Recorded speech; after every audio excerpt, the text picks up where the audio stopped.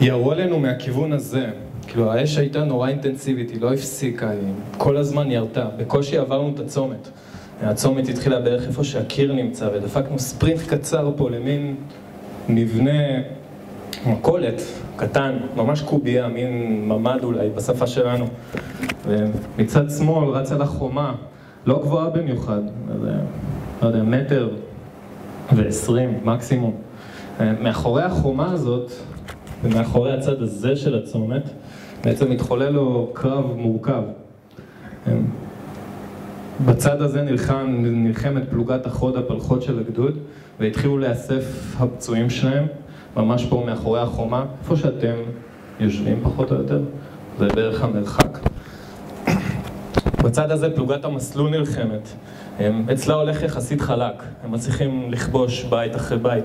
בעצם זה שהם נלחמים על הסטריפ השמאלי מאפשר ישר כוחות הגדוד, לפלוגה שלי, לפלוגת המסייעת להיכנס ולהתחיל בחילוץ הפצועים.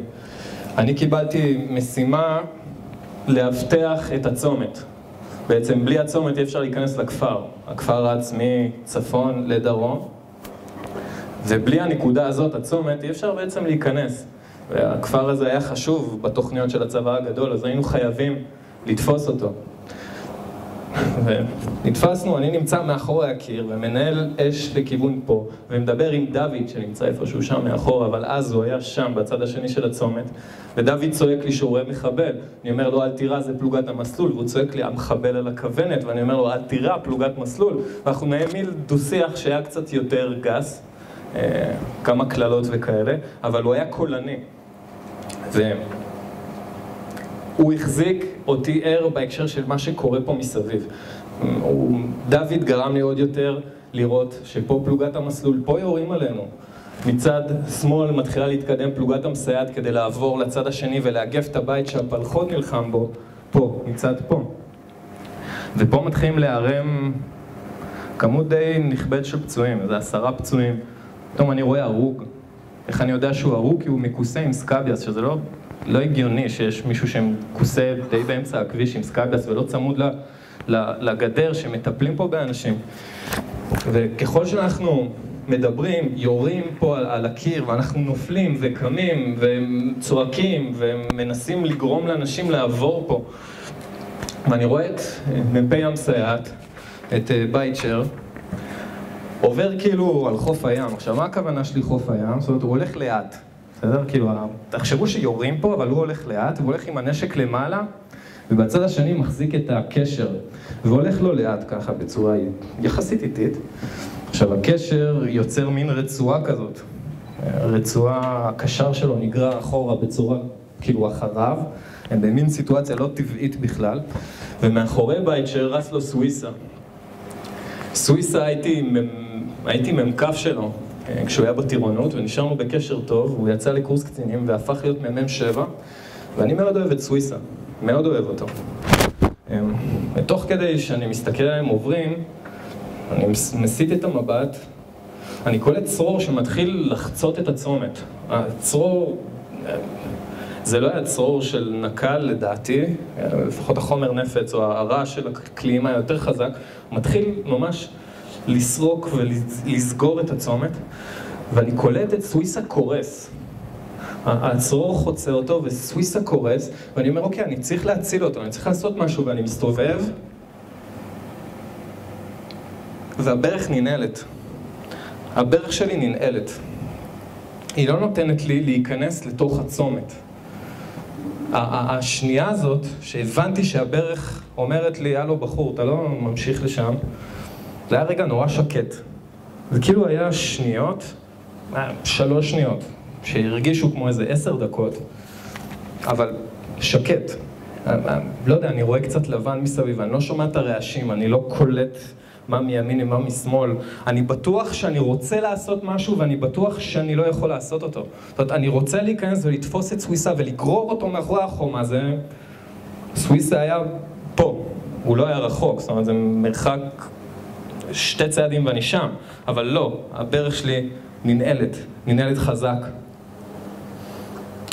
ואני יוצא מהמצב הזה רק כי אילוז קפץ הוא. הוא זה שקפץ וחילץ אותו.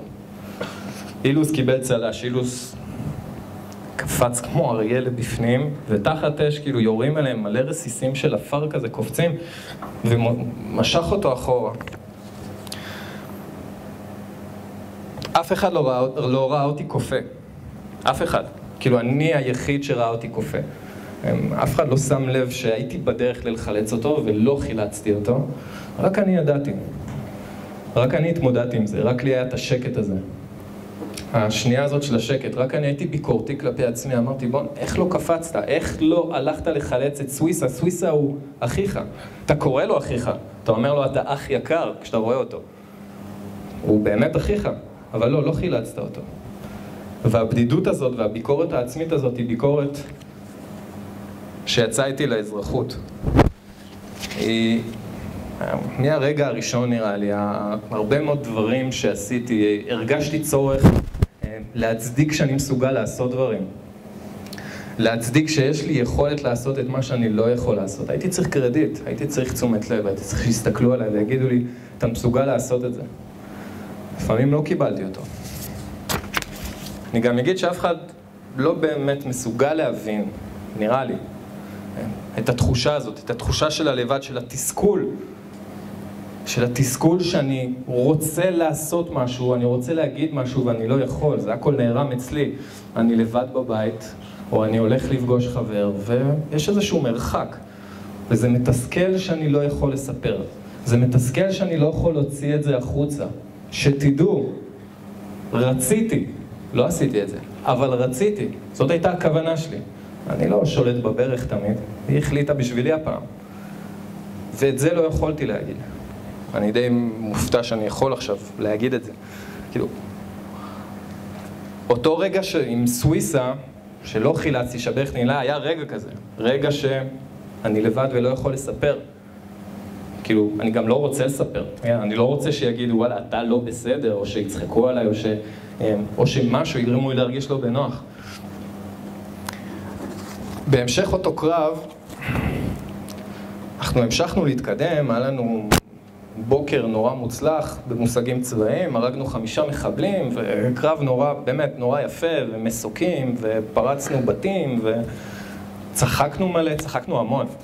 יורים עלינו כמו בסרטים המצוירים, אתם מכירים שיש כזה צללית כזה של יריות, אני בטוח שאתם זוכרים איזו תמונה כזה מאיזה לוני טונס או משהו כזה, אז היה לנו כאלה ונקרענו מצחוק, באמת, צחוקים חבל על הזמן, אנחנו צוחקים ויורדים אחד על השני, ופתאום שרדה מדליק סיגריה, מה אתה מדליק סיגריה, אתה תחת אש, מה נסגר איתך?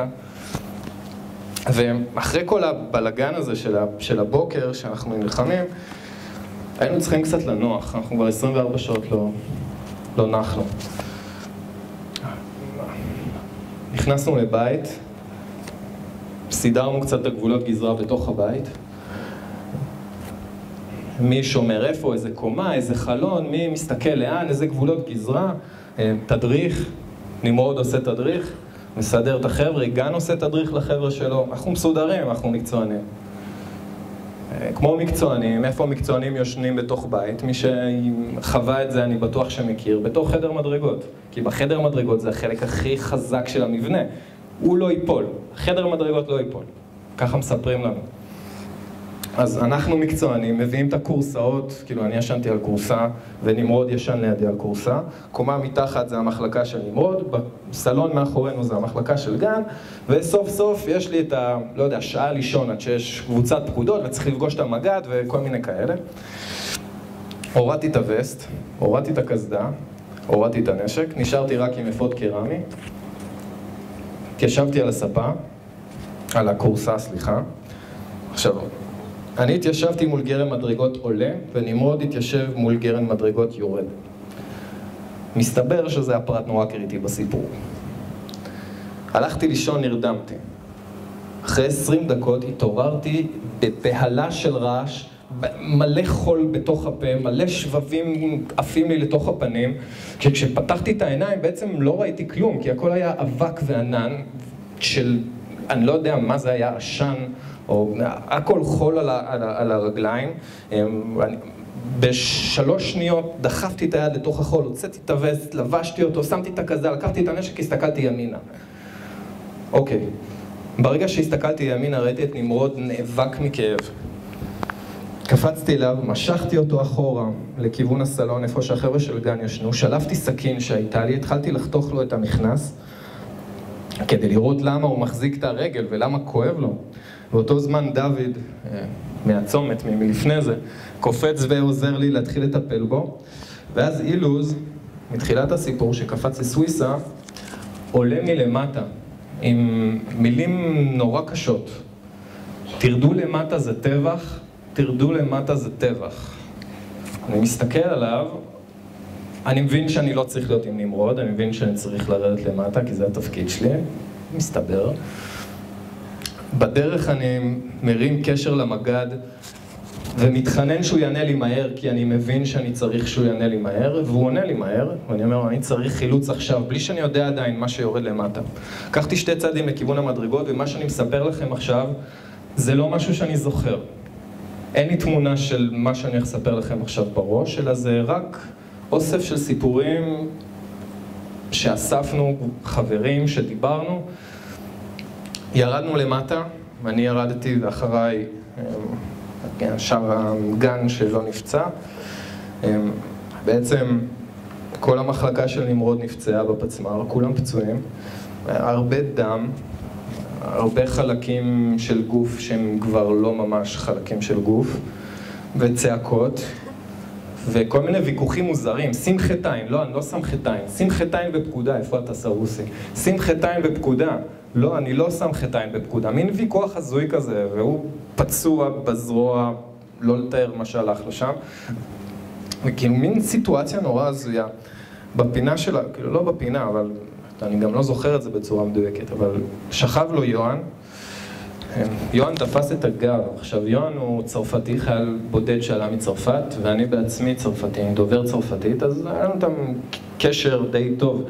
גם מעבר לזה בדיוק נגמר המונדיאל, מי שזוכר ב-2006, עם הגמר הטראומטי הזה של זידן, אז בכלל כל התנועה, כאילו כל המסלול של צרפת, מהבתים עד הגמר, חגגנו ביחד, היינו 2 החיילים היחידים בפלוגה שאוהדי צרפת, וכל גול קפצנו ביחד וזה, וכולם עשו לנו, לא, ברזיל, לא, איטליה, לא... וישר ניגשתי ליוהן, והתחלתי לדבר איתו בצרפתית כדי להרגיע אותו. אמרתי לו, יוהן, אתה עדיין יפה, הכל בסדר, אנחנו עוד רגע נחלץ אותך, עוד רגע נטפל בך. ובזמן שאנחנו מניחים, אני לא יודע כמה זמן זה היה, 5 דקות, 10 דקות, אין לי תחושת זמן, אז אני לא באמת יודע להגיד. צץ לו המ"פ המקביל, מ"פ פלחוד, אביב, צץ לו מאיזה חור, צועק לי, באתי לחלץ אותך.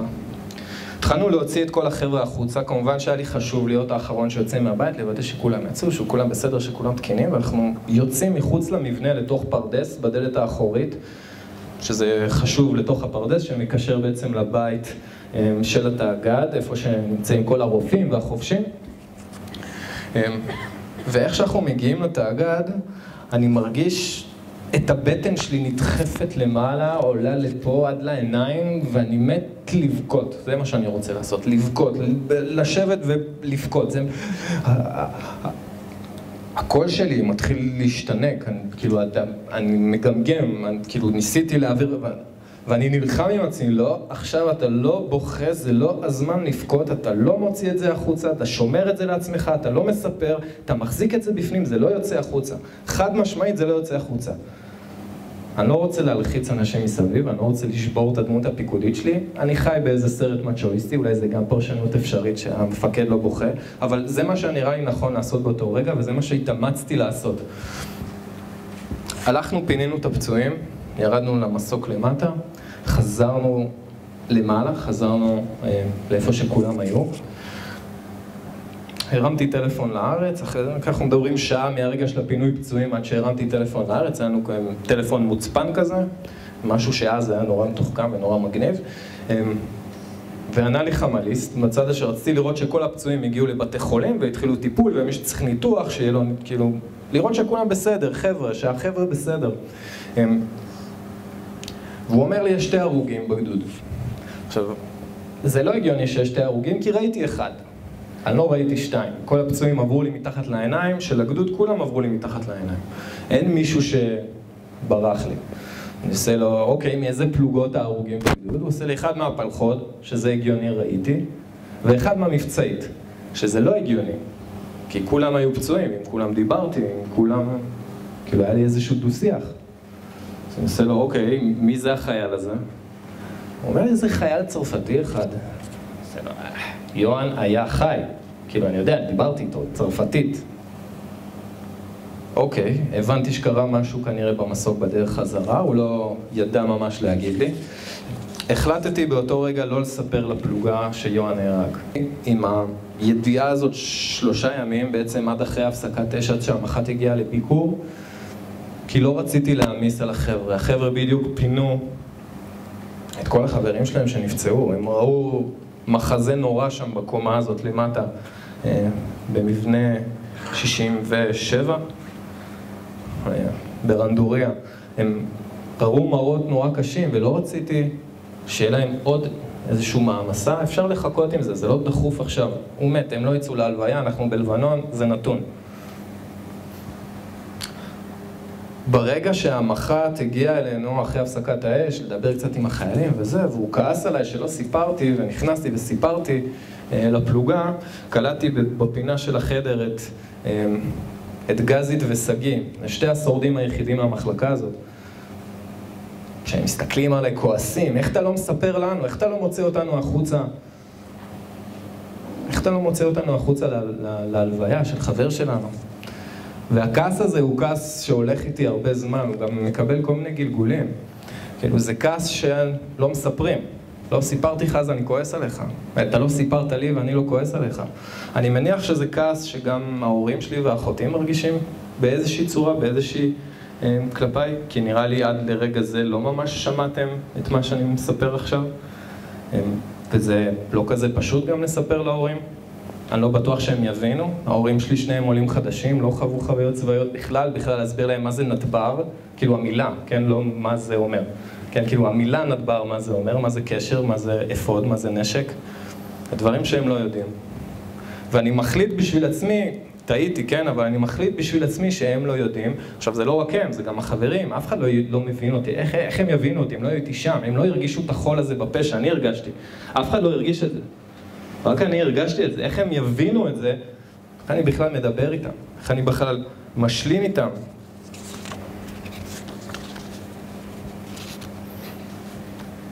והחוסר תקשורת הזה הוא הולך ומתפתח, והוא נהיה עניין בשבילי. יום אחרי שחזרתי מהמלחמה, אחרי שנגמר הפסקת אש, הגענו הביתה, הלכתי כמובן לשבעה של יון, לבקר את ההורים שלו, לפגוש אותם פעם ראשונה, כי הוא היה חייל בודד, ההורים שלו היו בצרפת.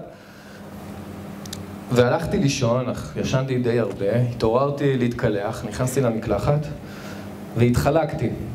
נפלתי במקלחת, נסרטתי פה, נהיה לי קצת דם, והתחלתי לבכות כמו אני לא יודע מה, וההורים שלי מתפרצים פנימה, עושים מה קרה? מה קרה?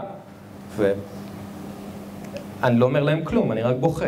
כאילו אני רק בוכה, לא אומר כלום. הכל בסדר, אני מניח שאמרתי את זה, הכל בסדר. אני אסיים להתקלח והכל בסדר. ואני כועס בכל מיני רגעים. לא קשורים. פשוט איכשהו זה מתחבר לי באיזושהי צורה. ובלילה אני לא ישן. הרבה חבר'ה שיושבים פה, לפחות חלקם שאני מכירים את הלילות האלה בלי השינה, שאנחנו מזיעים והסדינים נהיים רטובים, ואנחנו מתוסכלים שאנחנו לא נרדמים, אנחנו מתים להירדם, מתים לישון, אבל לא. הגוף אומר, אתם לא תירדמו, אתם תהפכו לבמאים. מה זה במאים? אנחנו מריצים סרטים בראש, כל פעם פליי, מסתכלים, איזשהו תסריט, סטופ, ריוויינד, משנים פרט, נהיים במאים, מתחילים להריץ סרטים, מתחילים לשחק בראש. הרבה מאוד דברים העסיקו אותי באותו לילה. אחד מהם, חבר טוב, שהוא היה מ"פ שלי ואני הייתי הסגן שלו, נפצע ונתקע בתוך בית, והחלטתי שלא לחלץ אותו. שזאת החלטה שהלכה איתי הרבה מאוד שנים עד לפני נגיד חודשיים, שפעם ראשונה התיישבנו לדבר. וכל פעם אני מריץ את הסרט ואומר, אם אני הייתי נפצע, אם הוא מחלץ אותי. אם הוא היה נפצע והייתי מאגף מהצד הזה ומחלץ אותי, אני אקבל החלטה אחרת. הייתי מגיע לדלת של הבית, מפוצץ עם... כל פעם בונה איזשהו תסריט חדש לאיך אני הולך לחלץ אותו משם. ואיך הוא לא נשאר שם לבד.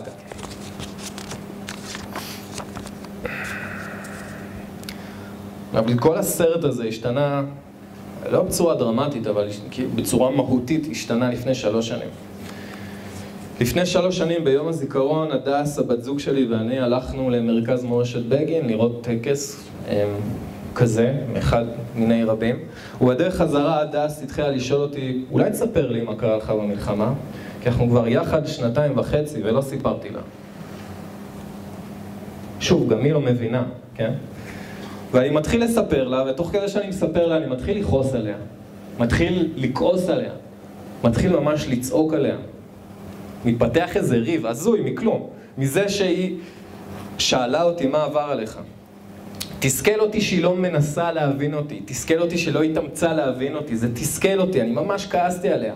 והלכנו לישון שנינו באיזה סערת רגשות אחרי בכי ואחרי כעס, ואני חיכיתי שהיא תירדם כדי לעלות ולהיות ביתה במיטה. וממש כעס, ממש גדול. אני גם יודע ממנה שהיא כעסה עליי, היא רצתה להרוג אותי באותו שלב. ולמחרת, כמו בכל יום הזיכרון, הלכנו לבקר את יואן באשדוד, בבית עלמין. ואחרי הטקס הלכנו כמה חברים, ישבנו בארומה. וזו פעם ראשונה שהתחלנו אנחנו לדבר על מה שאנחנו חווינו. פעם ראשונה שאני דיברתי עם מישהו על המלחמה בצורה מעמיקה. ישבנו 4 שעות וסנדוויץ' ועוד שתייה וסנדוויץ' ועוד סיגריה ועוד סיגריה ועוד סנדוויץ', ופשוט נכנסנו לעומקם של הפרטים. פתאום מישהו מבין אותי. מישהו מבין אותי. מישהו מקשיב לי. מישהו יודע לשאול אותי את השאלות שאני צריך.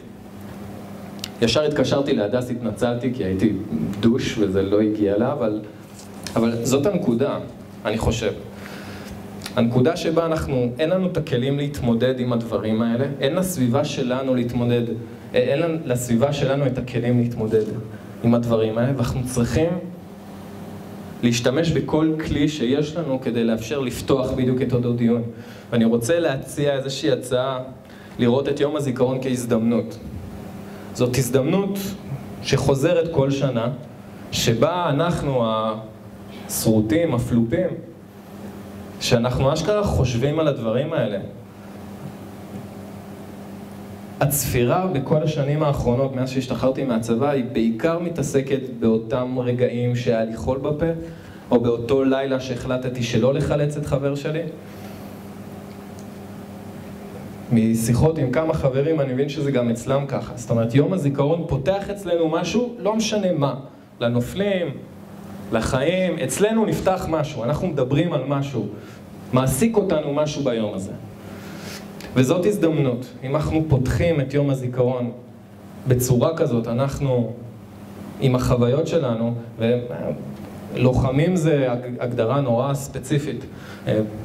אמא, אבא, אחות, אישה, בת זוג, כל אחד חושב על איזשהו משהו באותם רגעים. וזאת הזדמנות לבוא ושנדבר ונפתח ושלא נשאר לבד. שלא נשאר לבד, שלא נהיה יחד עם התחושות הקשות האלה. קוראים לי ירון, אני בן 30, אני נשוי להדס, ואני רוצה להשתחרר מהצבא. תודה.